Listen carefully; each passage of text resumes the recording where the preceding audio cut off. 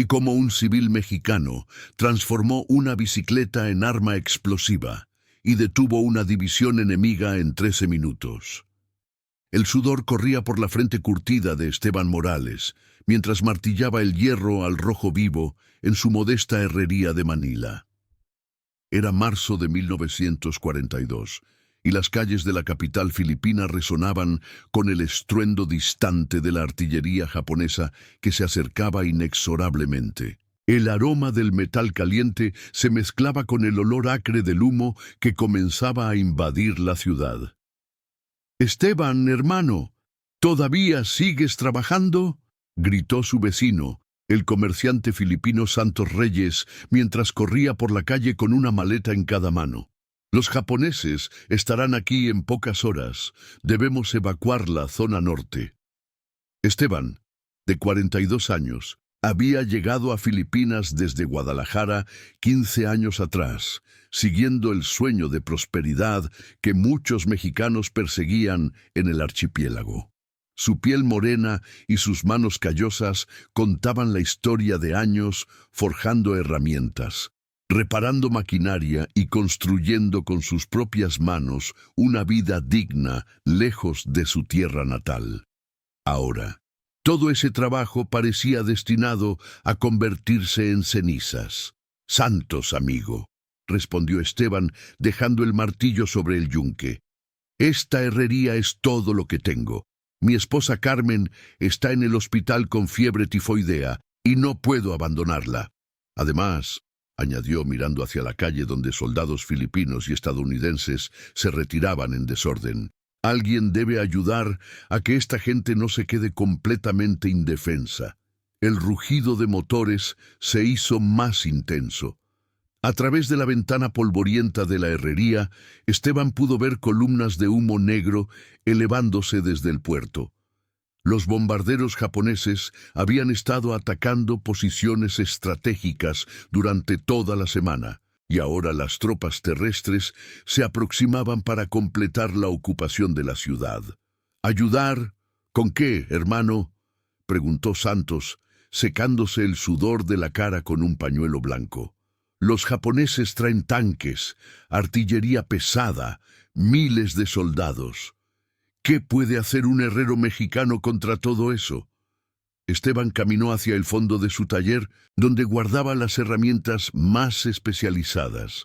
Sus ojos se posaron sobre una bicicleta que había estado reparando para el padre Miguel, el sacerdote local. La bicicleta tenía una estructura sólida, marco de acero resistente y un compartimento trasero lo suficientemente amplio como para transportar diversos materiales. Una idea comenzó a formarse en su mente, una idea que años de trabajar con metal, explosivos mineros y maquinaria pesada habían hecho posible. «Quizás más de lo que imaginas, Santos», murmuró Esteban, acariciando pensativamente su barba entrecana.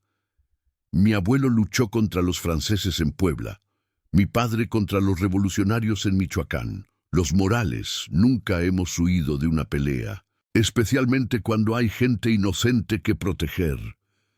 El sonido de ametralladoras comenzó a escucharse más cerca. Por la ventana, ambos hombres pudieron ver a familias enteras cargando sus pertenencias, niños llorando aferrados a las faldas de sus madres, ancianos que se movían tan rápido como les permitían sus piernas temblorosas. Era una imagen que despertó algo profundo en el corazón de Esteban, algo que conectaba con sus raíces mexicanas y su sentido innato de justicia. «Santos, necesito que hagas algo por mí», dijo Esteban con voz firme, dirigiéndose hacia un armario cerrado con llave en el rincón del taller. «Ve al hospital y asegúrate de que Carmen esté en un lugar seguro. Dile que la amo y que pronto estaré con ella». «¿Y tú qué vas a hacer, loco?». Esteban abrió el armario, revelando materiales que había usado en trabajos de construcción. Dinamita para voladuras controladas, detonadores, cables eléctricos, baterías. Había aprendido a usar estos materiales cuando trabajaba en la expansión del sistema ferroviario filipino. Pero ahora tendrían un propósito muy diferente. Voy a recordarles a estos invasores que subestimar a un mexicano puede ser el último error que cometan, respondió, tomando la bicicleta y comenzando a examinar su estructura con la mirada experta de quien había pasado décadas trabajando con metal. Santos lo miró con una mezcla de admiración y preocupación. Conocía lo suficiente a Esteban como para saber que cuando el herrero mexicano tomaba una decisión, no había poder en la tierra que lo hiciera cambiar de opinión. «Que Dios te acompañe, hermano», dijo Santos, estrechando fuertemente la mano de Esteban antes de salir corriendo hacia el hospital. Mientras el eco de los pasos de Santos se desvanecía en la distancia, Esteban comenzó a trabajar. Sus manos expertas examinaron cada centímetro de la bicicleta, calculando pesos, resistencias, puntos de fijación.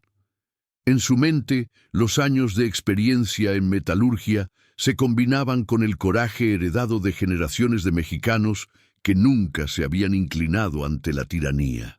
El sol comenzaba a ponerse sobre Manila, tiñendo el cielo de un color rojizo que parecía presagiar el fuego que estaba por venir. Pero en esa pequeña herrería un hombre forjaba algo más que metal. Forjaba esperanza. Capítulo 2. La forja de la venganza. La madrugada del 16 de marzo encontró a Esteban trabajando febrilmente bajo la tenue luz de una lámpara de aceite. Sus manos, acostumbradas a moldear el hierro según su voluntad, ahora trabajaban con la precisión de un relojero suizo. Había desmontado completamente la bicicleta del padre Miguel, transformándola en componentes que pronto servirían a un propósito mortal. «Perdóname, padre», murmuró para sí mismo mientras soldaba una placa de metal en la parte inferior del marco. «Prometo comprarle una bicicleta nueva cuando esto termine». El compartimento trasero había sido reforzado con láminas de acero que Esteban había extraído de una máquina industrial abandonada. Dentro de este compartimento modificado había creado un intrincado sistema de tubos y cables que conectaban 6 cartuchos de dinamita con un detonador improvisado. El mecanismo estaba diseñado para activarse mediante un temporizador simple pero efectivo. Una batería de automóvil conectada a un reloj despertador modificado. El sonido de botas marchando en formación comenzó a filtrarse por las ventanas. Los japoneses habían entrado en la ciudad durante la noche, estableciendo puestos de control y patrullas por toda Manila. Esteban sabía que tenía pocas horas antes de que comenzaran las inspecciones casa por casa. Se dirigió al pequeño espejo agrietado que colgaba junto a la puerta de entrada y se observó detenidamente. Su rostro mostraba las marcas del cansancio, pero sus ojos negros brillaban con una determinación férrea. Se había puesto su mejor camisa blanca, la que Carmen había planchado cuidadosamente la semana anterior, y sus pantalones de trabajo más limpios. Si iba a morir, lo haría con la dignidad que su madre le había enseñado en las polvorientas calles de Guadalajara. «Virgencita de Guadalupe», susurró, besando la pequeña medalla que llevaba al cuello desde los 12 años, «cuida de mi Carmen y dame fuerzas para hacer lo que debo hacer». El ruido de un convoy aproximándose hizo que Esteban se asomara cautelosamente por la ventana. Una columna de camiones militares japoneses avanzaba lentamente por la calle principal, seguida por un tanque ligero Type 95 Ha-Go. Los soldados japoneses marchaban con la arrogancia de los conquistadores, registrando casas, reuniendo a los civiles en grupos y estableciendo su autoridad con la brutalidad sistemática que había caracterizado su campaña en el Pacífico. «Perfecto», murmuró Esteban, observando el patrón de movimiento de las tropas. «Vienen directamente hacia la plaza central, igual que pensé». Durante sus 15 años en Manila, Esteban había aprendido a conocer la ciudad como la palma de su mano. La calle donde se encontraba su herrería era una de las rutas principales hacia la plaza central de Manila, donde se ubicaban los edificios administrativos más importantes. Si los japoneses querían establecer su cuartel general en la ciudad, necesariamente tendrían que pasar por esta zona. Había calculado todo meticulosamente. La bicicleta modificada pesaba aproximadamente 40 kilos, lo suficiente para mantener la estabilidad, pero no tanto como para impedir que pudiera manejarla con normalidad. Los 6 cartuchos de dinamita contenían el equivalente a 3 kilos de explosivo, cantidad suficiente para destruir un vehículo blindado ligero si se detonaba en el lugar correcto. Esteban cargó la bicicleta con algunos productos de herrería, herramientas, clavos, láminas de metal. Desde el exterior parecería un simple herrero tratando de salvar algunas de sus pertenencias más valiosas. Nadie sospecharía que transportaba suficiente explosivo como para detener una columna militar entera. El plan era simple, pero requería una sincronización perfecta. Pedalearía hacia la plaza central, aparentando ser un civil más tratando de huir. Cuando la columna principal japonesa estuviera cruzando el punto más estrecho de la calle Rizal, justo donde el paso se angostaba entre 2 edificios de concreto, activaría el temporizador y abandonaría la bicicleta en el centro del camino. Tendría exactamente 13 minutos para alejarse lo suficiente antes de la explosión. 13 minutos, se dijo a sí mismo, revisando una vez más los cables del detonador. 13 minutos para cambiar el destino de esta ciudad. Un golpe fuerte en la puerta principal interrumpió sus pensamientos. Esteban sintió que el corazón le daba un vuelco, pero mantuvo la calma. Rápidamente cubrió la bicicleta con una lona y se dirigió hacia la puerta. «¿Quién es?», preguntó en español, aunque ya sabía la respuesta. La puerta se abrió violentamente, revelando a 3 soldados japoneses armados con rifles Arisaka Type 38. El sargento, un hombre de mediana estatura con cicatrices en las mejillas, habló en inglés quebrado. «Tú fuera, casa, inspección, armas, soldados». Esteban levantó las manos lentamente, mostrando las palmas callosas de sus manos. «No armas, señor. Soy herrero mexicano. Solo trabajo con metal, herramientas». Los soldados registraron el taller superficialmente, volcando algunos objetos, examinando las herramientas. Uno de ellos se acercó peligrosamente a donde estaba la bicicleta cubierta, pero en ese momento el sargento lo llamó. «Vamos, más casas inspeccionar». Antes de salir, el sargento se dirigió a Esteban. «Tú, no salir de casa hasta nueva orden. Quien desobedezca será ejecutado». Cuando los soldados se marcharon, Esteban se apoyó contra la pared, respirando profundamente. El sudor frío le corría por la espalda, pero su determinación se había fortalecido. Ahora no solo luchaba por defender a los inocentes, ahora también tenía una cuenta personal que saldar con esos invasores que habían entrado en su hogar como bestias salvajes. Se acercó a una fotografía que colgaba en la pared. Él y Carmen, el día de su boda, 15 años atrás, bajo el sol radiante de Guadalajara. Carmen sonreía con esa alegría pura que había conquistado su corazón desde el primer momento. Ahora ella yacía enferma en un hospital que probablemente también sería ocupado por las tropas japonesas. «Por ti, mi amor», susurró, tocando suavemente el cristal de la fotografía. «Por todos los que no pueden defenderse». Retiró la lona de la bicicleta y comenzó los preparativos finales. El sol ya había salido completamente y los ruidos de la ocupación se intensificaban en las calles. Era hora de poner en marcha el plan que había estado perfeccionando durante toda la noche. Esteban Morales, herrero de Guadalajara, mecánico de Manila, esposo de Carmen, estaba a punto de convertirse en algo que nunca había imaginado, un guerrillero urbano dispuesto a sacrificar su vida por la libertad. Capítulo 3. El camino hacia la gloria.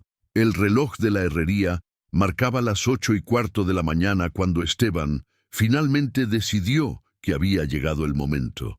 A través de la ventana había estado observando el movimiento de las tropas japonesas, memorizando sus patrones, identificando el momento preciso en que la columna principal se dirigiría hacia la plaza central. Se había cambiado la camisa blanca por una de trabajo más modesta, de color gris parduzco, que le ayudaría a pasar desapercibido entre los civiles.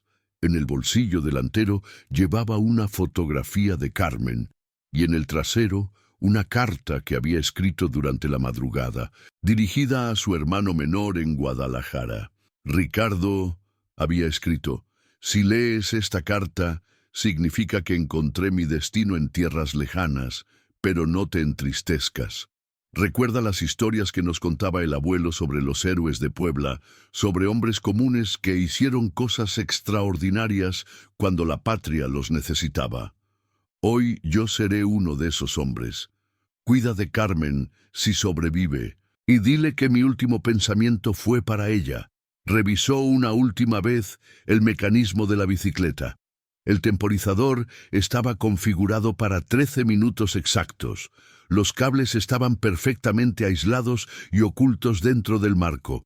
Los cartuchos de dinamita habían sido envueltos en fragmentos de metal para maximizar el daño por metralla. Era una obra maestra de la ingeniería improvisada, digna de la tradición mexicana de resolver problemas imposibles con recursos limitados. El sonido de motores diésel se intensificó en la distancia. Esteban se asomó por la ventana y vio exactamente lo que había estado esperando. Una columna de al menos 30 vehículos japoneses avanzando hacia su posición. Camiones llenos de soldados, vehículos de suministros, 2 tanques ligeros y en el centro lo que parecía ser un vehículo de comando con antenas de radio. «Ahora o nunca», se dijo, empujando la bicicleta hacia la puerta principal. Salió a la calle, tratando de aparentar la mayor normalidad posible. Varios vecinos huían en diferentes direcciones, cargando maletas, empujando carretas con sus pertenencias. El caos y la confusión jugaban a su favor. Un hombre más con una bicicleta no llamaría la atención entre tantos civiles en pánico. Comenzó a pedalear hacia la calle Rizal, manteniendo un ritmo constante, pero no demasiado rápido. Sus piernas, fortalecidas por años de trabajo físico, movían los pedales con la cadencia automática de quien había recorrido estas mismas calles cientos de veces. Pero ahora cada pedalada lo acercaba más a un destino que había aceptado con la serenidad de un hombre en paz consigo mismo. Un grupo de soldados japoneses establecía un puesto de control a 2 cuadras de distancia. Esteban sintió que se le aceleraba el pulso, pero mantuvo la composición. Cuando se acercó al control, uno de los soldados le gritó algo en japonés, luego en inglés. «¡Alto! ¿A dónde vas?» Esteban se detuvo, bajándose de la bicicleta con movimientos lentos y deliberados. «Hospital», dijo señalando hacia el norte. «Mi esposa, muy enferma». El soldado examinó superficialmente la carga de la bicicleta. Herramientas, algunos objetos de metal, nada que pareciera sospechoso. Después de un momento de tensión que a Esteban le pareció eterno, el soldado hizo un gesto impaciente con la mano. «¡Váyase! ¡Rápido!». Esteban volvió a montar la bicicleta y continuó su camino, ahora con mayor urgencia. El encuentro con los soldados había costado tiempo valioso, y la columna principal se acercaba más rápido de lo que había calculado. Necesitaba llegar al punto de emboscada antes de que el convoy llegara a la plaza central. Mientras pedaleaba, los recuerdos de su infancia en Guadalajara comenzaron a flotar en su mente. Su padre, también herrero, enseñándole que un hombre se mide no por lo que tiene, sino por lo que está dispuesto a sacrificar por otros. Su madre, mujer de fe inquebrantable, diciéndole que Dios siempre encuentra una manera de que los justos triunfen sobre los malvados. Su abuelo, veterano de la guerra contra los franceses, narrando historias de mexicanos valientes que prefirieron morir de pie antes que vivir de rodillas. «Hoy entenderé de qué hablabas, abuelo», murmuró mientras doblaba en la esquina que lo llevaría directamente a la calle Rizal. La zona estaba casi desierta. Los pocos civiles que quedaban corrían buscando refugio en los edificios más sólidos. Esteban pudo ver, a unos 300 metros de distancia, los primeros vehículos de la columna japonesa aproximándose. El rugido de los motores reverberaba entre los edificios, creando un eco ominoso que parecía anunciar el apocalipsis. Aceleró el ritmo, sintiendo que sus pulmones se llenaban del aire denso y polvoriento de Manila. El sudor le corría por la cara, pero no era solo del esfuerzo físico. Era el sudor de un hombre que sabía que estaba viviendo los últimos minutos de su vida, pero que había encontrado paz en la certeza de que su sacrificio tendría un propósito. Llegó al punto exacto que había calculado, el lugar donde la calle se estrechaba entre dos edificios de concreto, creando un embudo natural que forzaría a la columna a reducir su velocidad y concentrarse en un espacio reducido. Era el lugar perfecto para una emboscada, y Esteban había llegado justo a tiempo. Se bajó de la bicicleta y con manos que ya no temblaban, activó el temporizador. Un pequeño clic metálico le confirmó que el mecanismo había comenzado su cuenta regresiva. 13 minutos. 13 minutos para que el sacrificio de un herrero mexicano cambiara el curso de la batalla por Manila. Colocó la bicicleta aparentemente al azar en medio de la calle, como si hubiera sufrido una avería. Luego comenzó a alejarse caminando rápidamente, pero sin correr. Correr habría llamado la atención. Caminar con prisa, como hacían todos los civiles en esas circunstancias, era perfectamente normal. A sus espaldas, el rugido de la columna japonesa se intensificaba. Esteban no miró hacia atrás. No necesitaba hacerlo. En su corazón sabía que los dados ya estaban echados y que el destino de Manila se decidiría en los próximos 13 minutos. Capítulo 4. 13 minutos para la eternidad.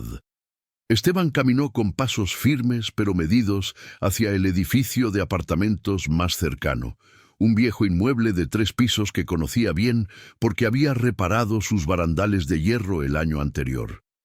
Sus ojos no se apartaban del reloj de pulsera que había heredado de su padre. Las manecillas marcaban exactamente las 8:34. En 13 minutos, a las 8:47, su obra maestra de destrucción haría historia.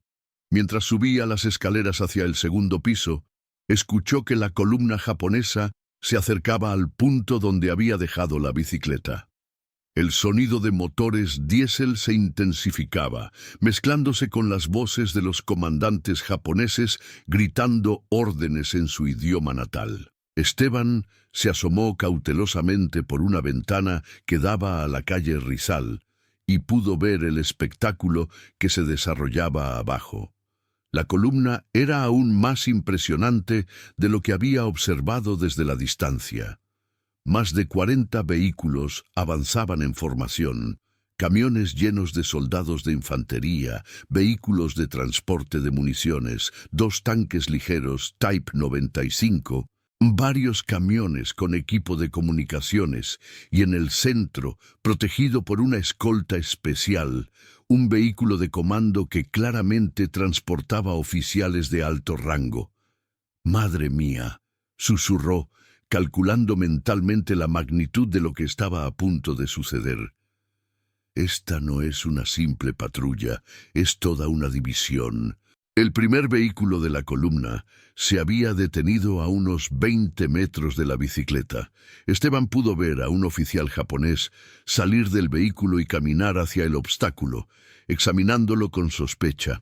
El herrero mexicano sintió que se le aceleraba el corazón. Si el oficial decidía mover la bicicleta, o peor aún, si decidía examinarla más de cerca. Pero el oficial simplemente gritó algo hacia atrás, y uno de los soldados rasos se acercó corriendo. El soldado empujó la bicicleta hacia un lado de la calle, liberando el paso para la columna. Esteban respiró aliviado. La bicicleta ahora estaba exactamente donde él había planeado, al costado de la calle, lo suficientemente cerca del convoy como para causar el máximo daño cuando explotara. Miró su reloj. Las 8:39, 8 minutos restantes. La columna comenzó a avanzar nuevamente. Los vehículos pasaban uno tras otro frente a la bicicleta, aparentemente inofensiva. Esteban observaba desde su posición elevada, contando los vehículos, calculando cuántos soldados enemigos estaban a punto de sufrir las consecuencias de subestimar el ingenio mexicano.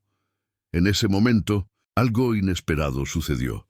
El vehículo de comando se detuvo exactamente frente al edificio donde se encontraba Esteban.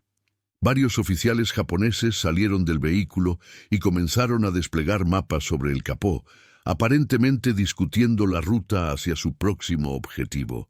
Esteban pudo distinguir sus insignias, un coronel, 2 capitanes y varios tenientes. Era el centro de comando de la división enemiga y estaba posicionado precisamente en el radio de destrucción de la explosión que se produciría en menos de 7 minutos. «La Virgen de Guadalupe está conmigo», murmuró, persignándose. «No solo voy a detener la columna, voy a decapitar su comando». Pero entonces escuchó pasos en las escaleras del edificio. Voces japonesas se acercaban al segundo piso. Aparentemente los oficiales habían decidido usar el edificio como puesto de observación temporal. Esteban se encontraba atrapado. Se movió silenciosamente hacia el apartamento del fondo, donde sabía que la anciana señora Yamamoto vivía sola. La puerta estaba entreabierta. Esteban entró y encontró el apartamento vacío. Evidentemente, la señora había huido durante la noche. 6 minutos y 30 segundos restantes. Las voces japonesas se acercaban. Esteban pudo escuchar cómo los soldados revisaban los otros apartamentos, asegurándose de que el edificio estuviera despejado antes de que sus oficiales lo usaran como puesto de comando. En cualquier momento llegarían a donde él se encontraba. 5 minutos y 15 segundos. Esteban tomó una decisión rápida. Se dirigió hacia el pequeño balcón del apartamento, que daba hacia la parte trasera del edificio.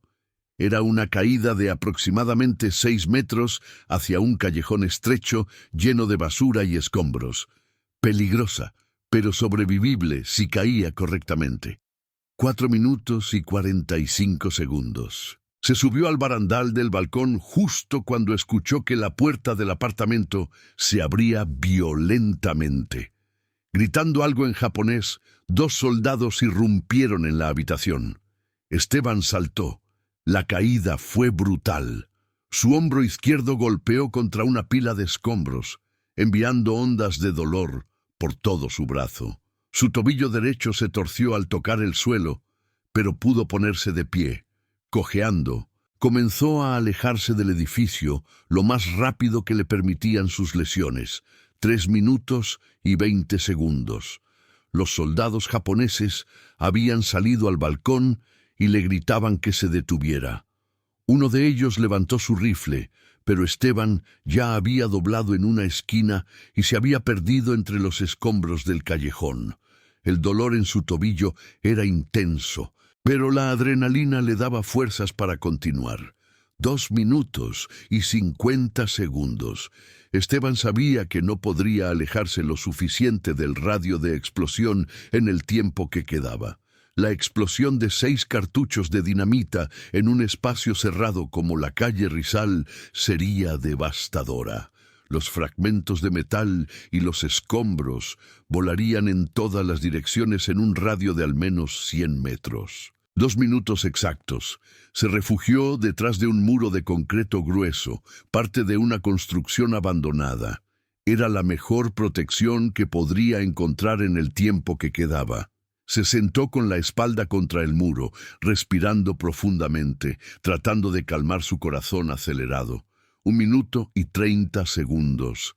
Esteban cerró los ojos y pensó en Carmen, en su sonrisa la mañana de su boda, en sus manos suaves acariciando su cara después de un día de trabajo duro, en sus palabras de aliento durante los momentos difíciles de los primeros años en Manila. 1 minuto exacto. «Te amo, Carmen», susurró al viento, «y espero que cuando despiertes, despiertes en una ciudad libre». 30 segundos. El silencio antes de la tormenta se extendió sobre la ciudad. Incluso el sonido de los motores parecía haberse detenido, como si el mundo entero contuviera la respiración, esperando el momento que cambiaría todo. 15 segundos. Esteban abrió los ojos y miró hacia el cielo azul de Manila. Por un momento pudo jurar que veía el rostro de su abuelo, el viejo revolucionario, sonriéndole con orgullo. 10 segundos. «Viva México», susurró. 5 segundos. El tiempo se detuvo, y entonces el mundo entero se convirtió en fuego y furia. Capítulo 5. El rugido del dragón. La explosión sacudió Manila como si el mismo infierno hubiera decidido abrirse en la calle Rizal. El rugido ensordecedor del estallido se propagó por toda la ciudad, haciendo temblar ventanas a kilómetros de distancia y levantando una columna de humo negro que se elevó hacia el cielo como un puño cerrado desafiando a los dioses de la guerra.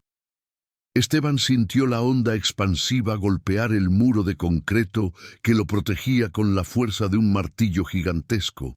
El suelo tembló bajo sus pies, y una lluvia de fragmentos de metal y escombros comenzó a caer como granizo mortal sobre toda la zona.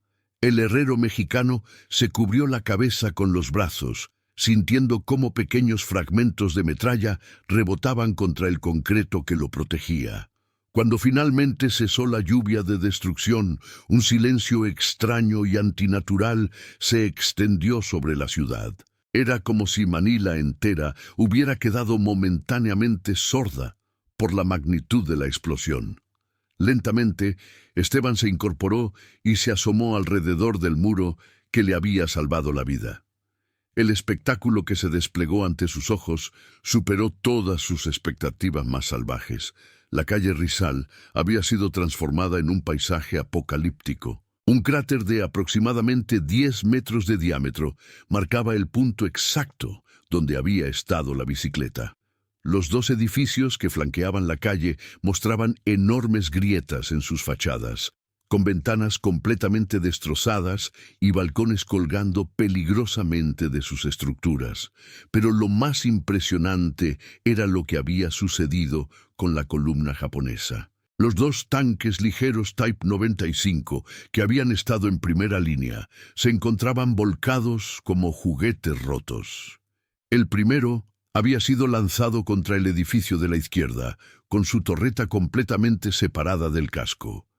El segundo yacía de costado en medio de la calle, envuelto en llamas que emanaban de su tanque de combustible roto. Los camiones habían corrido aún peor suerte. Al menos 8 vehículos habían sido completamente destruidos, convertidos en montones de metal retorcido y llantas en llamas.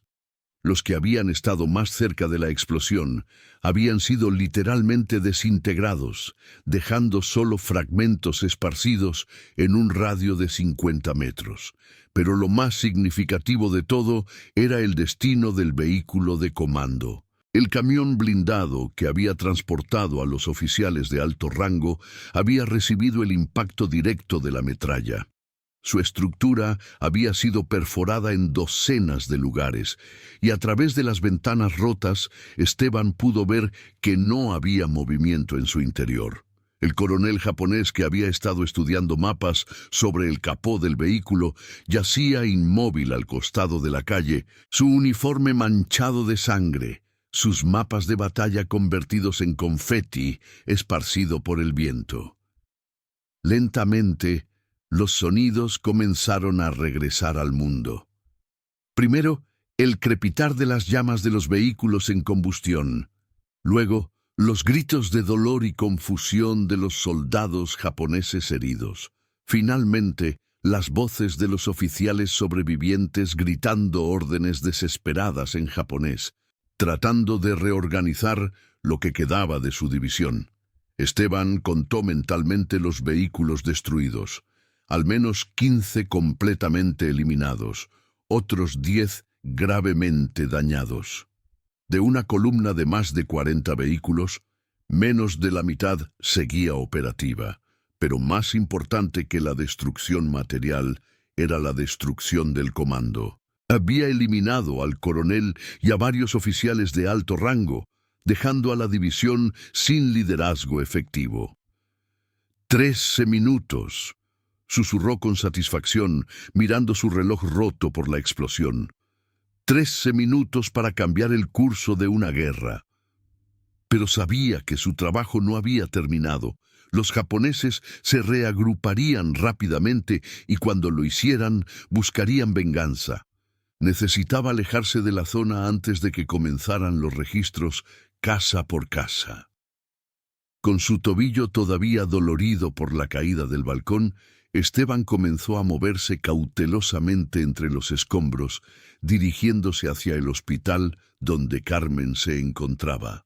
El humo de los vehículos en llamas le proporcionaba una cobertura perfecta, pero también hacía el aire casi irrespirable. Mientras avanzaba, pudo escuchar conversaciones entre los soldados japoneses sobrevivientes. Aunque no entendía japonés, el tono de pánico y confusión era inconfundible. Algunos soldados corrían sin rumbo fijo, otros ayudaban a los heridos y unos pocos trataban desesperadamente de establecer comunicación por radio con sus superiores. A medida que se alejaba del epicentro de la destrucción, Esteban comenzó a encontrar civiles filipinos que habían salido de sus refugios para presenciar el espectáculo. Sus rostros mostraban una mezcla de asombro, miedo y algo que había estado ausente desde que comenzó la invasión. Esperanza.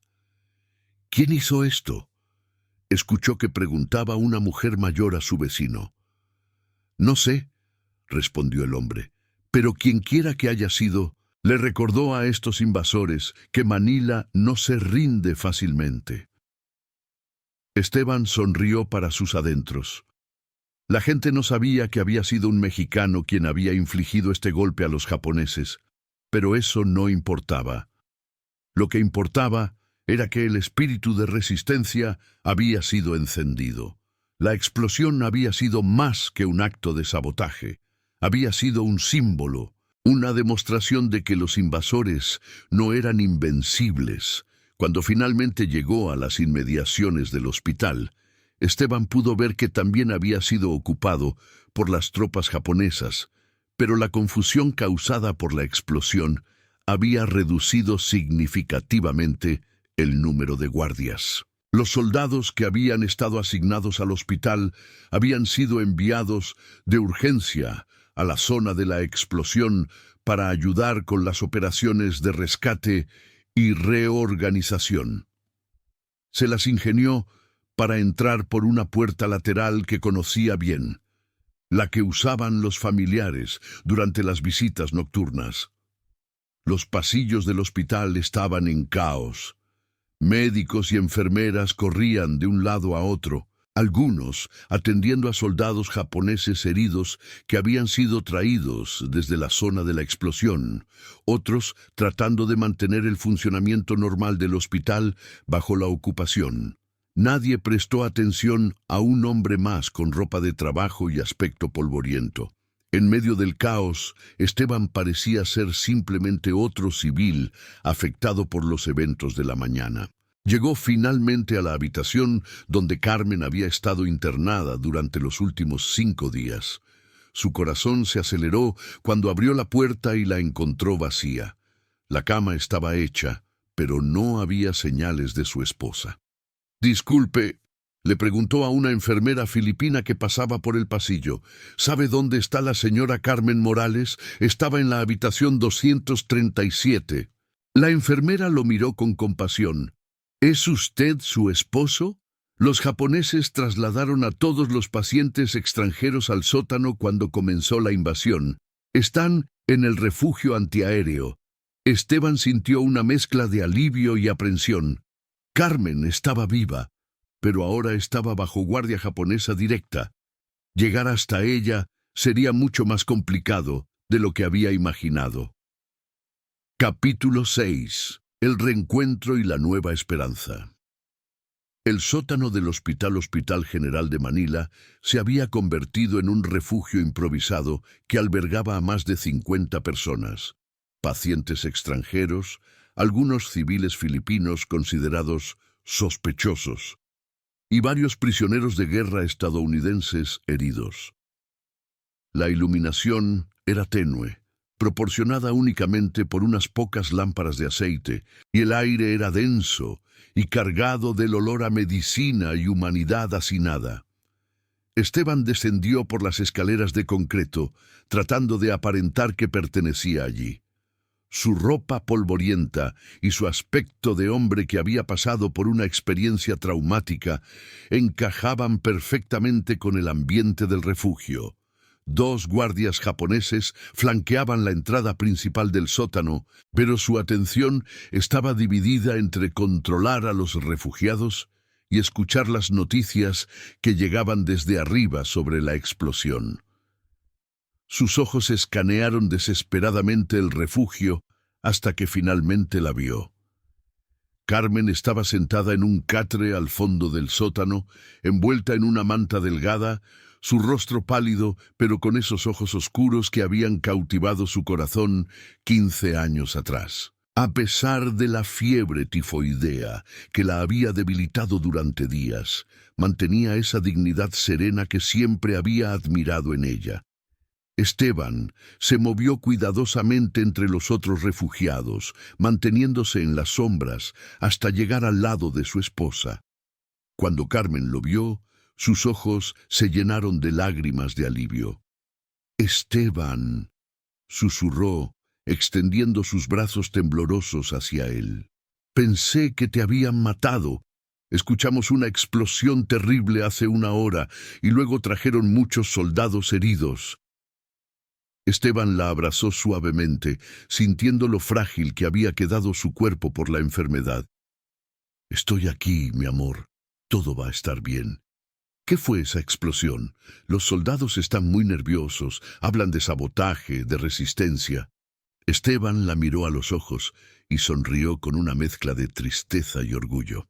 Alguien le recordó a estos invasores que Manila no se rinde sin luchar. Carmen estudió el rostro de su esposo, notando el polvo en su ropa, las pequeñas cortaduras en sus manos, la expresión de un hombre que había hecho algo trascendental. Sin necesidad de palabras, comenzó a entender. «Esteban, ¿qué hiciste?» Antes de que pudiera responder, uno de los guardias japoneses comenzó a caminar en su dirección, aparentemente realizando una inspección rutinaria de los refugiados. Esteban se tensó, pero Carmen actuó instintivamente. Tosió violentamente, haciéndose pasar por más enferma de lo que realmente estaba. El guardia, temiendo el contagio, se alejó rápidamente. «Inteligente como siempre», murmuró Esteban con admiración.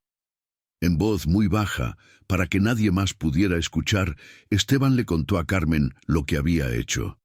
Sus ojos se llenaron primero de terror, luego de comprensión, finalmente de un orgullo profundo y silencioso.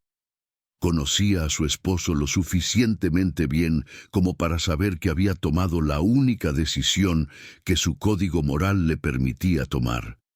«¿Cuántos?», preguntó simplemente. «Más de la mitad de su columna principal, incluyendo al coronel al mando». Carmen cerró los ojos y respiró profundamente. «Mi abuelo habría estado orgulloso», susurró. «Un mexicano defendiendo tierra extranjera como si fuera propia». En ese momento, El sonido de botas bajando las escaleras interrumpió su conversación. Un oficial japonés, aparentemente de alto rango, a juzgar por sus insignias, entró al sótano acompañado por varios soldados. Su uniforme estaba manchado de hollín y su expresión era la de un hombre furioso buscando respuestas. El oficial comenzó a interrogar a los refugiados en inglés quebrado, preguntando si alguien había visto algo sospechoso, si conocían a algún saboteador, si tenían información sobre la explosión. Sus preguntas se volvían más agresivas con cada respuesta negativa. Cuando llegó hasta donde estaban Esteban y Carmen, los miró con sospecha particular. «Ustedes, mexicanos, ¿sí? ¿Qué hacen en Filipinas?» «Mi esposo es herrero», respondió Carmen con voz débil pero firme. «Llevamos 15 años viviendo aquí. Yo estoy muy enferma, por favor». El oficial examinó a Esteban más de cerca, notando las manos callosas, la complexión de trabajador manual, la ropa de herrero. Pero algo en los ojos del mexicano lo inquietaba. Era una mirada demasiado serena para un hombre que acababa de vivir el terror de una explosión. «¿Dónde estaba usted cuando ocurrió la explosión?», preguntó directamente a Esteban. «En mi herrería», respondió Esteban sin vacilar, tratando de salvar algunas herramientas antes de que llegaran sus tropas. «La explosión me tiró al suelo. Después vine aquí a buscar a mi esposa». El oficial lo estudió durante un momento que pareció eterno. Finalmente, aparentemente satisfecho o simplemente frustrado por la falta de evidencias, se alejó para continuar con sus interrogatorios. Cuando los japoneses finalmente se marcharon del sótano, un murmullo de conversaciones nerviosas se extendió entre los refugiados. Pero había algo diferente en el ambiente. La explosión había cambiado algo fundamental en el espíritu de resistencia de la gente. «¿Escucharon?», susurraba un soldado estadounidense herido a sus compañeros. «Un civil detuvo toda una división japonesa con una bomba improvisada. Si un civil puede hacer eso». «La resistencia está comenzando», comentaba un médico filipino a su colega. «Esta explosión no fue casualidad. Alguien planeó esto meticulosamente». Esteban escuchaba estos comentarios con una satisfacción silenciosa. Su sacrificio había logrado más que destruir vehículos enemigos. Había encendido la llama de la esperanza en el corazón de los oprimidos. Carmen tomó su mano entre las suyas. «¿Y ahora qué, mi amor?». Esteban miró alrededor del refugio, observando los rostros de soldados heridos, civiles aterrorizados, médicos agotados, todos unidos por la adversidad, pero ahora tocados por una chispa de esperanza que no había existido esa mañana. «Ahora sobrevivimos», dijo simplemente. «Sobrevivimos y ayudamos a otros a sobrevivir. La guerra está lejos de terminar, pero hoy les demostramos que los invasores pueden sangrar». Afuera, en las calles de Manila, el humo de los vehículos destruidos seguía elevándose hacia el cielo tropical. Los japoneses trabajaban febrilmente para limpiar los escombros y reorganizar sus fuerzas. Pero algo había cambiado irreversiblemente en la dinámica de la ocupación. En todo el archipiélago filipino, la noticia de la explosión comenzaría a extenderse como fuego en hierba seca. Un civil mexicano, armado únicamente con su ingenio, su coraje y una bicicleta modificada, había infligido más daño a las fuerzas invasoras que muchas unidades militares enteras. Esteban Morales, herrero de Guadalajara, convertido en guerrillero urbano, había logrado algo más que destruir una columna enemiga en 13 minutos. Había demostrado que la tiranía, sin importar cuán poderosa parezca, siempre puede ser desafiada por hombres y mujeres comunes dispuestos a sacrificar todo por la libertad. Y en el sótano oscuro del hospital, mientras sostenía la mano de su esposa enferma, Esteban Morales sonrió silenciosamente, sabiendo que había honrado la memoria de sus antepasados mexicanos y había plantado una semilla de esperanza que crecería hasta convertirse en la liberación de Filipinas.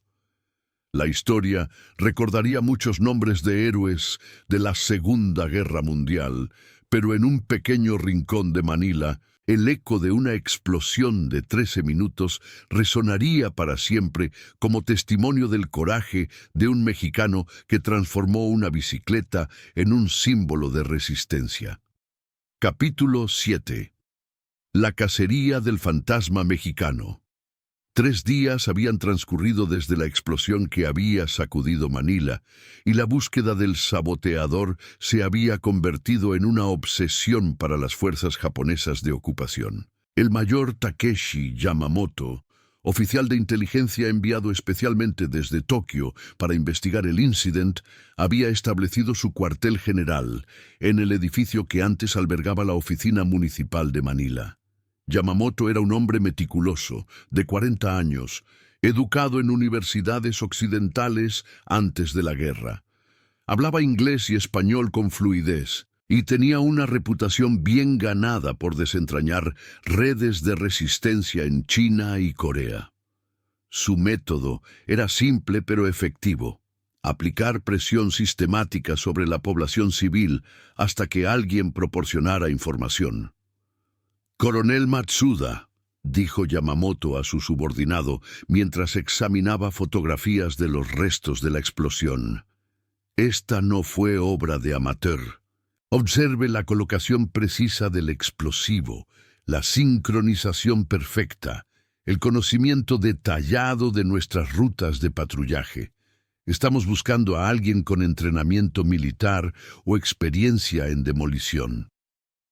El coronel Matsuda, un veterano de la campaña de Manchuria con cicatrices que surcaban su rostro como mapas de antiguos campos de batalla, asintió gravemente. «Hemos interrogado a más de 200 civiles en los últimos 3 días, mayor. Nadie admite haber visto nada sospechoso». «Por supuesto que no», replicó Yamamoto con una sonrisa fría. «Los filipinos protegen a sus héroes, pero todo el mundo tiene un punto de quiebre, coronel. Solo necesitamos encontrar la presión adecuada». En el refugio del hospital, Esteban había estado observando el patrón de los interrogatorios japoneses. Cada día traían a grupos de civiles para cuestionamientos más intensos. Había notado que se estaban enfocando particularmente en extranjeros, especialmente aquellos con habilidades técnicas o experiencia en construcción. «Están cerrando el círculo», le susurró a Carmen durante una de las pocas horas en que los guardias se relajaban. «Es solo cuestión de tiempo antes de que lleguen hasta mí».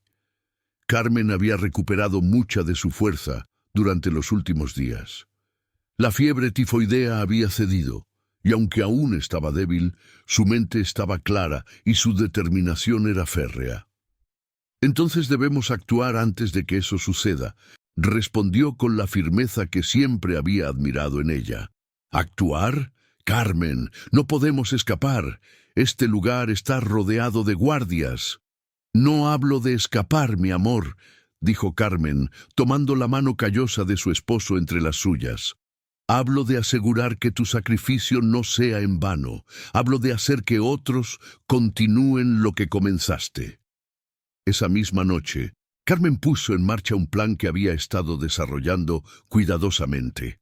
Durante su recuperación, había estado observando a los otros refugiados, identificando a aquellos que podrían ser de confianza, aquellos que tenían las conexiones necesarias para hacer llegar información al mundo exterior. El doctor Roberto Fernández, médico filipino educado en España, había estado tratando discretamente a los prisioneros estadounidenses a pesar de las órdenes japonesas de limitar su atención médica.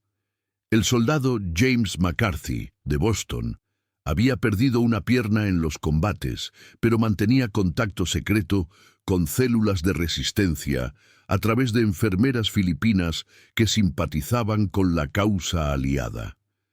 Carmen se acercó primero al doctor Fernández durante una de sus rondas nocturnas. «Doctor», le susurró en español, «necesito hablar con usted sobre algo muy importante». Fernández, un hombre de 50 años con ojos inteligentes que habían visto demasiado sufrimiento en los últimos días, se acercó cautelosamente. «¿Sobre qué, señora Morales? ¿Sobre quién causó la explosión hace 3 días?» Los ojos del doctor se agrandaron. Durante los últimos días, todos en el refugio habían especulado sobre la identidad del saboteador, pero nadie había reclamado conocimiento directo. «Mi esposo», continuó Carmen, «es el hombre que detuvo la división japonesa. Es herrero, conoce explosivos por su trabajo en la construcción del ferrocarril y tiene el coraje de sus antepasados mexicanos que lucharon contra invasores extranjeros». El doctor Fernández miró hacia donde Esteban descansaba, durmiendo fitfully en su catre. Súbitamente, muchas cosas comenzaron a tener sentido. La calma extraña de Morales después de la explosión, su conocimiento detallado de los movimientos japoneses, las pequeñas quemaduras en sus manos que había atribuido al trabajo con metal caliente. «¿Por qué me cuenta esto?», preguntó el médico. «Porque los japoneses lo van a descubrir pronto», respondió Carmen con urgencia. «Y cuando lo hagan, van a tratar de hacer que parezca que fue un acto de terrorismo sin sentido. Necesito que el mundo sepa la verdad, que fue un acto de resistencia heroica, calculado y ejecutado por un hombre común que no podía quedarse de brazos cruzados mientras los inocentes sufrían». Durante la siguiente hora, Carmen le contó al doctor todos los detalles que Esteban le había compartido: la planificación meticulosa, la construcción del artefacto explosivo, el sacrificio personal que había estado dispuesto a hacer. El doctor Fernández escuchó con asombro creciente, reconociendo en la narrativa los elementos de una leyenda que ya había comenzado a extenderse por las calles de Manila. «Hay más», añadió Carmen. «Antes de la explosión, Esteban diseñó otros dispositivos, pequeños explosivos que escondió en su herrería para casos de emergencia. Si alguien pudiera llegar hasta allí». El doctor Fernández entendió inmediatamente las implicaciones. «¿Está usted sugiriendo que podríamos continuar la resistencia?» «No estoy sugiriendo nada, doctor», respondió Carmen cuidadosamente. «Solo estoy compartiendo información que podría ser útil para preservar la historia». Al día siguiente, el doctor Fernández había pasado discretamente la información al soldado McCarthy, quien a su vez la transmitió a través de la red de enfermeras resistentes. En cuestión de horas, la historia del herrero mexicano había llegado a las células de resistencia que operaban en los barrios periféricos de Manila. Pero los japoneses también estaban intensificando sus esfuerzos. El mayor Yamamoto había comenzado a aplicar técnicas más sofisticadas de investigación. Había analizado los restos metálicos de la explosión y determinado que el artefacto había sido construido por alguien con conocimientos profesionales de soldadura y trabajo con metales. «Coronel», anunció Yamamoto durante su briefing matutino, «hemos reducido nuestra búsqueda.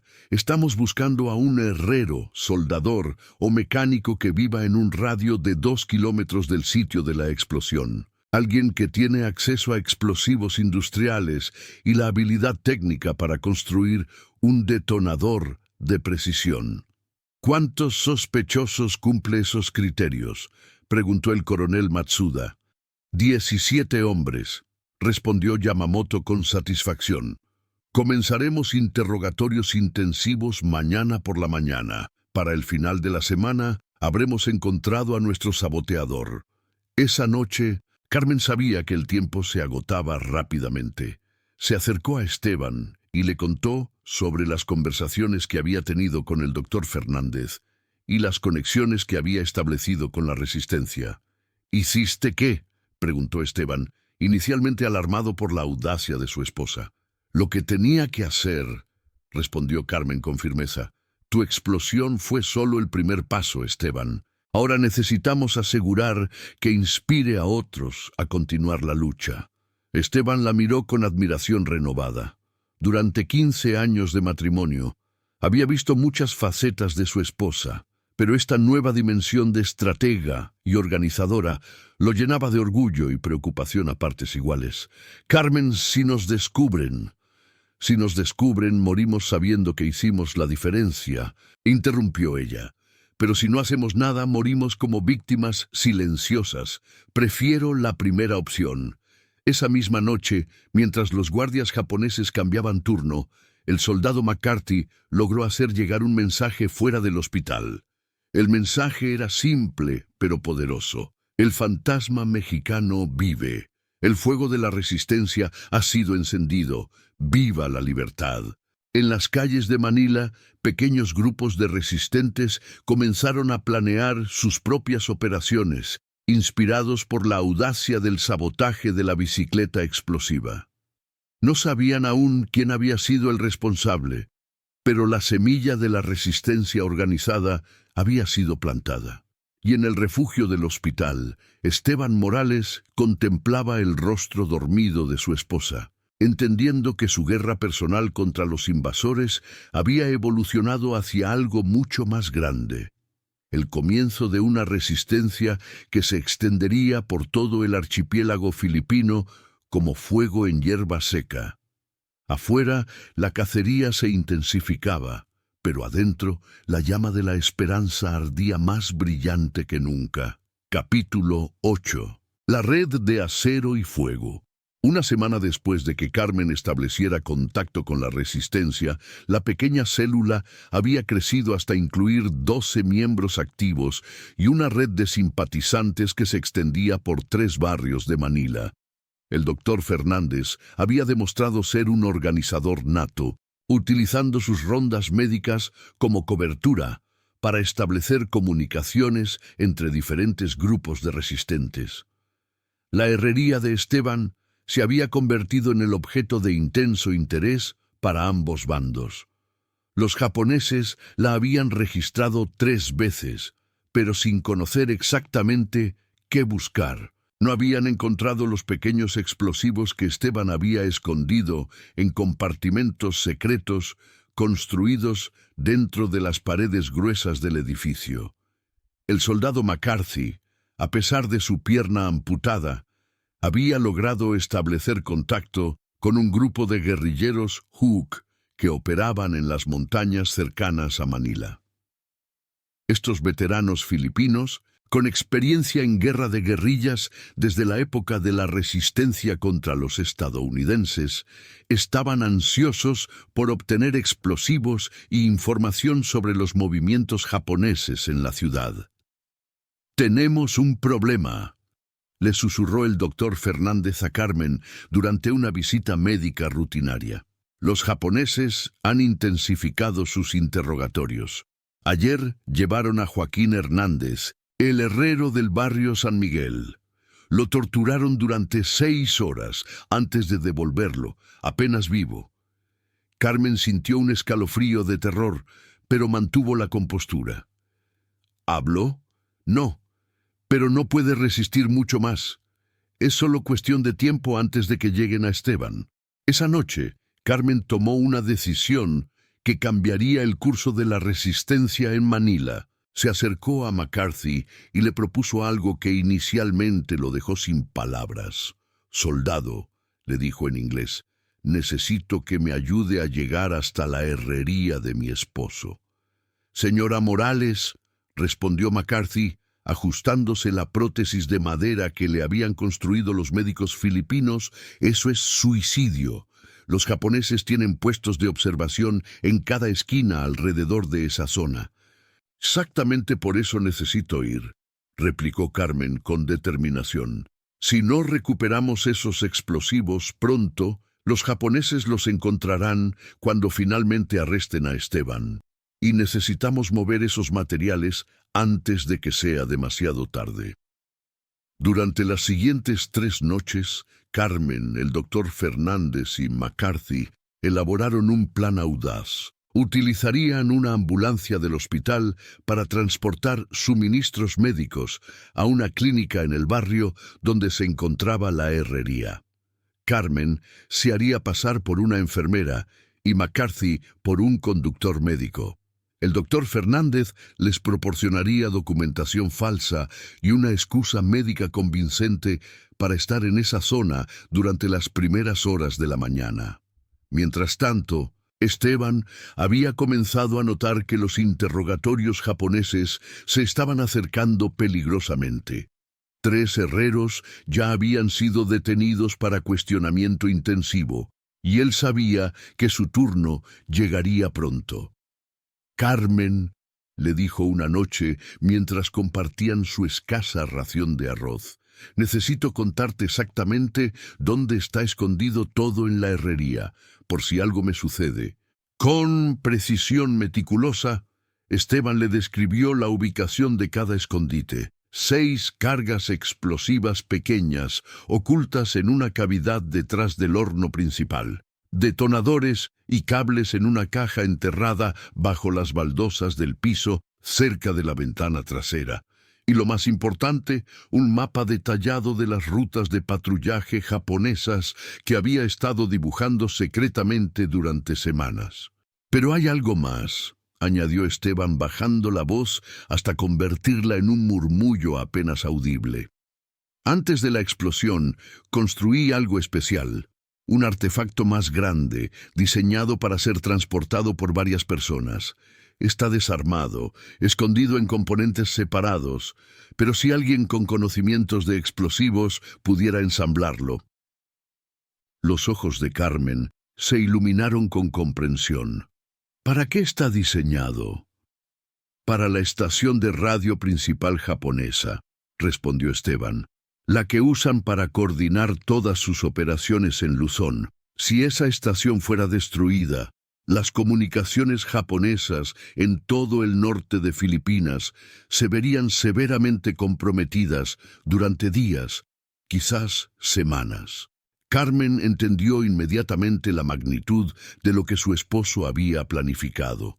No solo había ejecutado un sabotaje exitoso, había estado preparando una campaña de resistencia completa.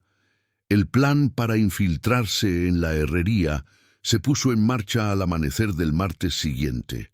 Carmen, vestida con el uniforme blanco de enfermera que le había conseguido una de las simpatizantes filipinas, subió a la ambulancia junto con McCarthy, quien había logrado camuflar convincentemente su naturaleza de soldado estadounidense, adoptando la postura y el acento de un conductor médico filipino. El doctor Fernández había elaborado una historia perfecta. Estaban transportando morfina y antibióticos a una clínica que trataba casos de disentería en el barrio. Los documentos estaban impecablemente falsificados y habían incluso cargado la ambulancia con suministros médicos reales para hacer la cobertura convincente. El primer puesto de control japonés los detuvo en la avenida Rizal, a solo 2 cuadras de la herrería. Un sargento japonés examinó meticulosamente sus documentos mientras otros soldados revisaban el interior de la ambulancia. «¿Por qué necesitan ir a esa zona específicamente?», preguntó el sargento en inglés quebrado. Carmen respondió con la voz firme pero respetuosa que había perfeccionado durante años de tratar con clientes difíciles en la herrería. «Hay un brote de disentería en la clínica del doctor Ramírez, señor. Necesitamos entregar estos medicamentos antes de que la situación se vuelva incontrolable». El sargento estudió el rostro de Carmen, buscando signos de engaño. Pero lo que vio fue simplemente una enfermera cansada, preocupada por sus pacientes, tratando de hacer su trabajo en circunstancias difíciles. 20 minutos, dijo finalmente. No más. Cualquier demora será investigada. La ambulancia reanudó su marcha hacia la herrería. Carmen sintió que su corazón latía tan fuerte que temía que los japoneses pudieran escucharlo. pero mantuvo la compostura externa que había aprendido de las mujeres fuertes de su familia en Guadalajara. Llegaron a la herrería exactamente a las 6:35 de la mañana. La calle estaba sorprendentemente tranquila. Los japoneses habían establecido un toque de queda que mantenía a la mayoría de los civiles en sus casas durante las primeras horas del día. McCarthy hizo guardia en la ambulancia mientras Carmen entró rápidamente en la herrería utilizando la llave que Esteban le había dado años atrás. El interior del taller estaba exactamente como su esposo lo había descrito, desordenado por los múltiples registros japoneses, pero con los escondites secretos aún intactos. Trabajando con la eficiencia que había desarrollado durante años de ayudar a Esteban en tareas complejas, Carmen localizó rápidamente los primeros escondites. Los 6 explosivos pequeños estaban exactamente donde él había dicho, envueltos en tela encerada y cuidadosamente protegidos de la humedad. El mapa de rutas de patrullaje japonesas era una obra maestra de inteligencia amateur. Esteban había documentado meticulosamente los horarios, las rutas, los puntos de cambio de guardia y las vulnerabilidades de al menos 12 puestos japoneses diferentes en Manila. Pero cuando Carmen comenzó a buscar los componentes del artefacto mayor, se dio cuenta de que la tarea sería más complicada de lo que había anticipado. Los componentes estaban distribuidos por todo el taller, disfrazados como piezas de equipos normales de herrería. 10 minutos más, le gritó McCarthy desde afuera, vigilando nerviosamente la calle vacía. Carmen trabajó febrilmente, siguiendo las instrucciones mentales que Esteban le había dado. Lentamente, los componentes del artefacto mayor comenzaron a revelarse. Tubos de metal que parecían ser barras de hierro común, pero que en realidad constituían el cuerpo principal del explosivo. Cables disfrazados como materiales de soldadura. Un mecanismo de temporizador ingeniosamente escondido dentro de una caja de herramientas aparentemente normal. ¡Carmen!, gritó McCarthy con urgencia. ¡Patrulla japonesa acercándose por el este! Con los brazos llenos de componentes cuidadosamente seleccionados y el mapa escondido dentro de su uniforme de enfermera, Carmen salió corriendo de la herrería. McCarthy ya había encendido el motor de la ambulancia, y ella saltó al asiento del pasajero justo cuando una patrulla japonesa doblaba la esquina. «Conduce normal», le susurró a McCarthy, «como si fuéramos médicos terminando una entrega rutinaria». La patrulla japonesa los siguió durante 3 cuadras, pero no los detuvo. La cobertura médica había funcionado perfectamente. Cuando finalmente llegaron de vuelta al hospital, Carmen y McCarthy descargaron sus suministros médicos en un almacén secreto que el doctor Fernández había preparado en el sótano. Pero ambos sabían que habían logrado algo mucho más significativo que una simple misión de suministros. Habían establecido una línea de comunicación y transporte que podría mantenerse funcionando durante semanas. Habían recuperado suficientes explosivos para al menos 6 operaciones de sabotaje y, más importante, habían demostrado que la resistencia en Manila podía ser algo más que sueños y conversaciones secretas. Esa noche, mientras Carmen le contaba a Esteban sobre el éxito de la misión, ambos sabían que habían cruzado un punto de no retorno. Ya no eran simplemente víctimas de la ocupación japonesa. Ahora eran combatientes activos en una guerra que se extendería mucho más allá de Manila. «¿Sabes lo que hemos hecho, mi amor?», le preguntó Esteban, tomando las manos de su esposa entre las suyas. «Hemos encendido un fuego que ningún invasor podrá apagar», respondió Carmen con una sonrisa que mezclaba orgullo, determinación y el conocimiento de que los días más peligrosos aún estaban por venir. En las sombras del refugio del hospital, la resistencia de Manila había dado su primer paso real hacia la organización. y en el corazón de esa resistencia, un herrero mexicano y su esposa habían sembrado las semillas de la liberación. Capítulo 9. El último martillazo. 2 semanas después de la exitosa misión de recuperación en la herrería, la resistencia había llevado a cabo 4 operaciones de sabotaje menores que habían mantenido a las fuerzas japonesas en estado constante de alerta. Puentes de suministros destruidos, depósitos de combustible saboteados y líneas de comunicación cortadas habían comenzado a erosionar la confianza japonesa en su control absoluto sobre Manila. Pero el mayor Yamamoto era un investigador persistente, y sus métodos sistemáticos finalmente comenzaron a dar frutos. El arresto y interrogatorio del mecánico José Mendoza había proporcionado la primera pista real sobre la identidad del saboteador original. Mendoza me dice que había un herrero mexicano, informó Yamamoto al coronel Matsuda durante su briefing matutino. Un hombre llamado Esteban Morales, que vivía cerca del sitio de la explosión. Aparentemente, Morales tenía experiencia con explosivos de construcción. ¿Dónde está este Morales ahora?, preguntó el coronel. Esa es la pregunta interesante, respondió Yamamoto con una sonrisa fría. Según los registros del hospital, su esposa estuvo internada con fiebre tifoidea durante la semana de la explosión, pero no hay registros de que él haya sido visto desde ese día.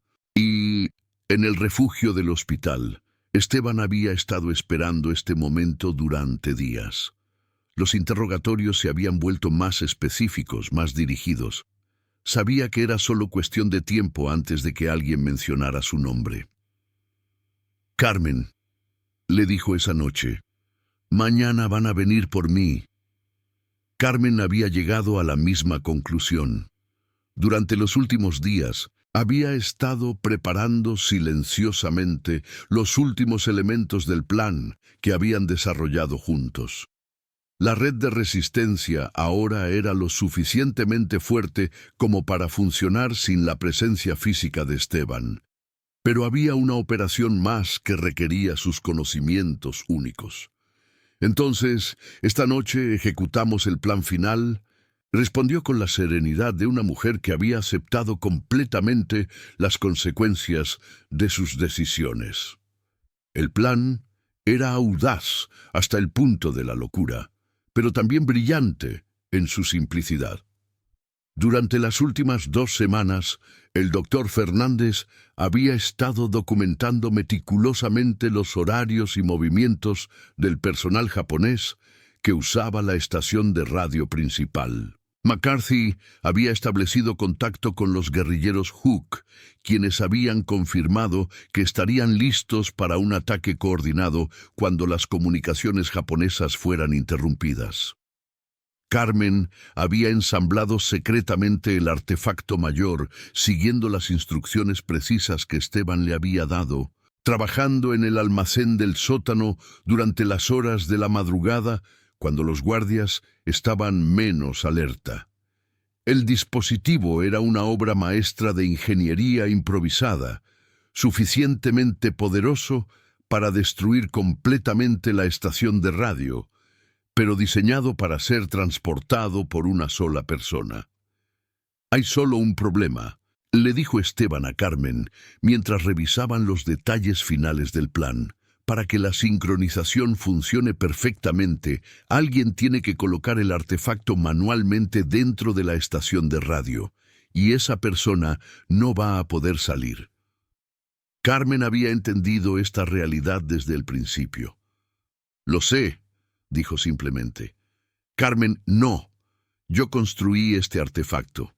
Yo conozco exactamente cómo funcionan los temporizadores. Yo debería ser quien. Tú estarás en prisión mañana, interrumpió Carmen con firmeza.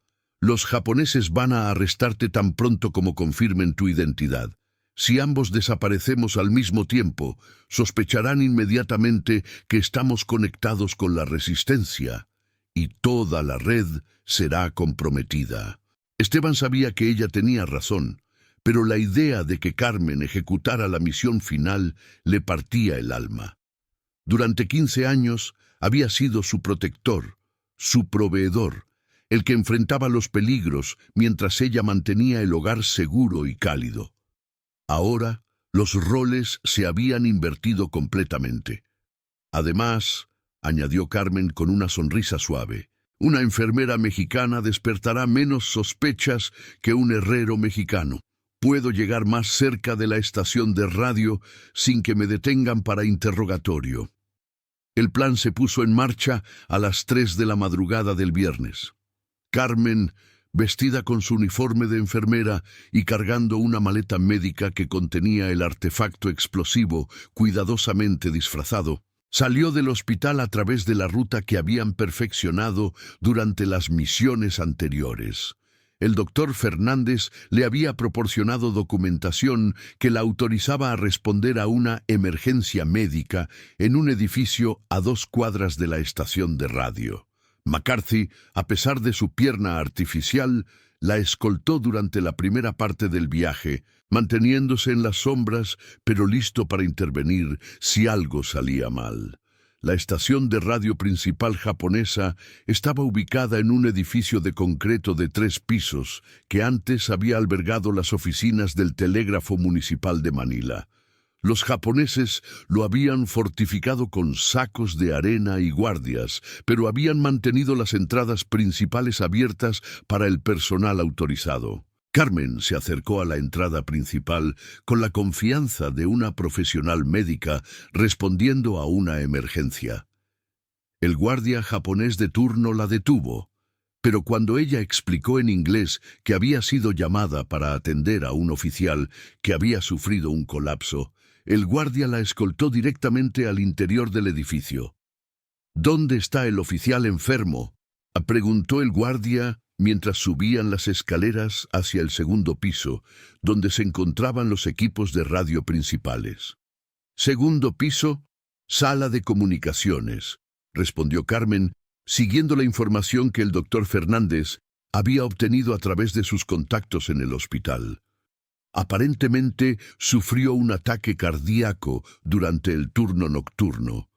Cuando llegaron al segundo piso, Carmen pudo ver el centro neurálgico de las comunicaciones japonesas en Luzón.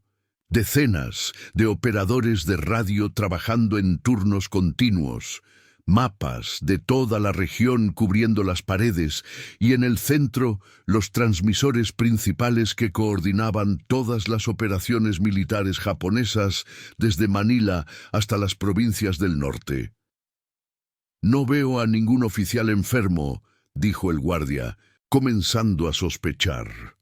Carmen actuó rápidamente. Fingiendo un tropiezo, dejó caer su maleta médica, que se abrió y esparció suministros médicos reales por el piso. Mientras el guardia se agachaba para ayudarla a recoger los objetos, ella activó discretamente el temporizador del artefacto explosivo. 15 minutos.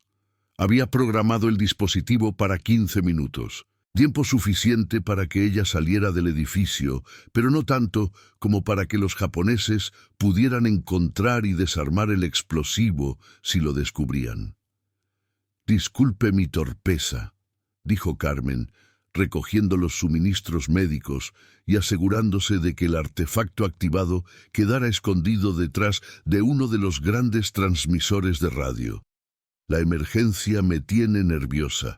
Esperemos aquí», dijo el guardia, claramente confundido por la ausencia del oficial enfermo.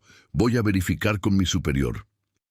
Carmen sabía que no tenía 15 minutos para esperar mientras los japoneses investigaban su historia.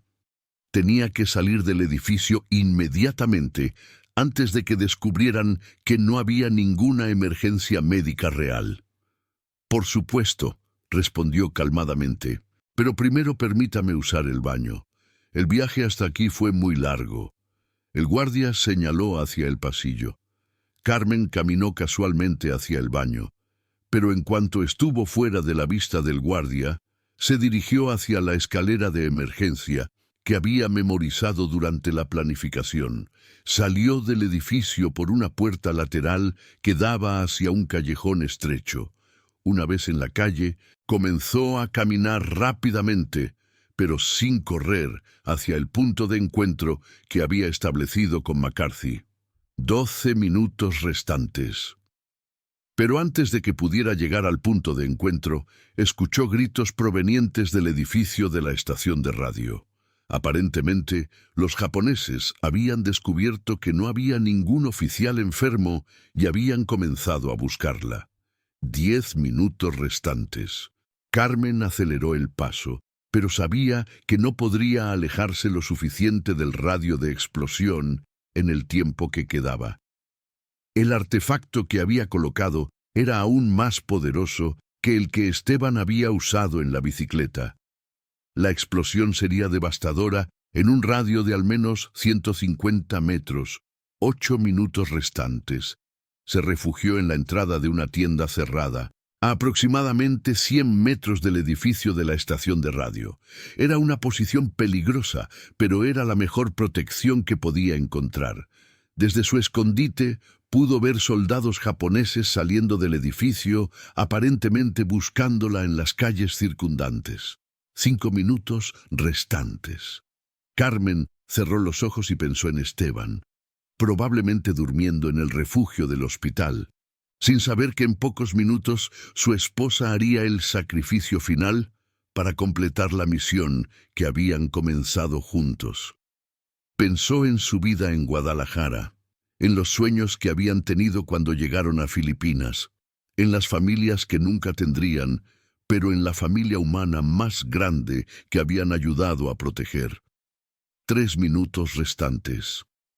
Virgencita de Guadalupe, susurró, besando la medalla que llevaba al cuello. Cuida de Esteban y permite que nuestro sacrificio sirva para algo grande. 1 minuto restante. Carmen abrió los ojos y miró hacia el edificio de la estación de radio, donde las luces seguían brillando en las ventanas del segundo piso, donde los operadores japoneses continuaban coordinando operaciones militares sin saber que su mundo estaba a punto de cambiar para siempre. 30 segundos. Por la libertad, murmuró. 15 segundos. El tiempo se detuvo una vez más. Y entonces, por segunda vez en menos de un mes, el cielo de Manila se iluminó con el fuego de la resistencia mexicana. La explosión de la estación de radio fue aún más devastadora que la de la bicicleta. El edificio de 3 pisos se desplomó completamente, y la interrupción de las comunicaciones japonesas fue total e inmediata. En las montañas circundantes, los guerrilleros Huk recibieron la señal que habían estado esperando y lanzaron ataques coordinados contra puestos japoneses aislados. Por primera vez desde que comenzó la ocupación, las fuerzas japonesas en Luzón se encontraron operando a ciegas, sin comunicación efectiva entre sus unidades. En el refugio del hospital, Esteban sintió la explosión distante y supo inmediatamente lo que había sucedido. No había lágrimas en sus ojos cuando los soldados japoneses llegaron para arrestarlo 1 hora más tarde. Solo había orgullo. Orgullo por la mujer extraordinaria que había amado durante 15 años, y orgullo por el legado de resistencia que juntos habían creado. El mayor Yamamoto nunca pudo explicar completamente cómo una enfermera mexicana había logrado infiltrar y destruir la instalación de comunicaciones más segura de las fuerzas japonesas en Filipinas. Pero eso ya no importaba. El daño estaba hecho. La resistencia había encontrado su voz, y la llama encendida por un herrero de Guadalajara y su valiente esposa arderían durante todo el resto de la guerra. Años más tarde, cuando Manila fue finalmente liberada, se erguiría un pequeño monumento en el sitio donde había estado la herrería de Esteban Morales. La inscripción, en español y tagalo, simplemente diría: en memoria de Esteban y Carmen Morales, mexicanos que dieron sus vidas por la libertad de Filipinas. Su coraje encendió la llama que ningún invasor pudo apagar, y en las escuelas de todo México se contaría la historia del herrero que transformó una bicicleta en símbolo de resistencia, y de su esposa que completó la misión que había comenzado, demostrando al mundo que el coraje no tiene fronteras y que la libertad siempre encontrará una manera de florecer, sin importar cuán oscura sea la noche de la opresión. Fin.